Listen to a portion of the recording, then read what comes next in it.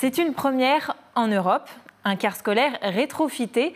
Ce véhicule thermique a été converti à l'électrique, une pratique autorisée en France depuis avril 2020, ainsi que dans 12 autres pays d'Europe.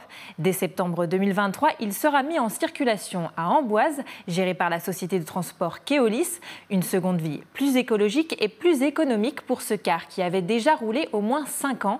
Reportage de Sarah Gros. De l'extérieur, ce car semble tout à fait ordinaire.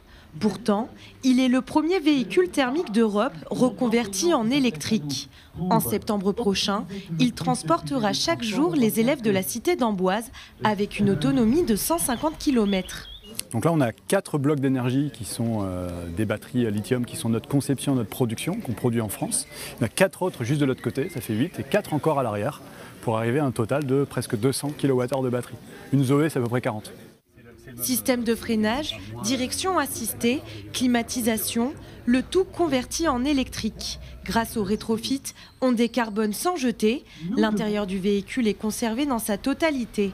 Une manière de réaliser des économies d'énergie et sur le porte-monnaie.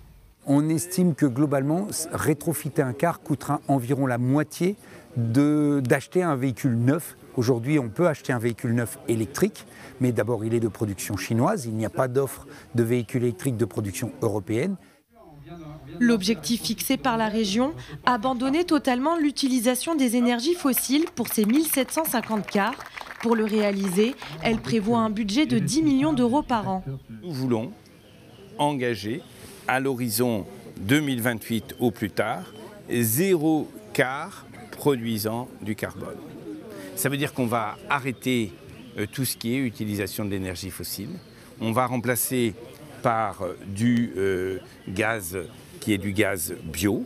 On va remplacer par de l'hydrogène. Les recherches se conduisent. Et on va, et c'est une première, c'est une grande étape, on va remplacer également par des batteries électriques. Quant au nombre de cars en circulation, les discussions sont toujours en cours avec le transporteur. À terme, la région prévoit d'introduire des cars sur chaque département.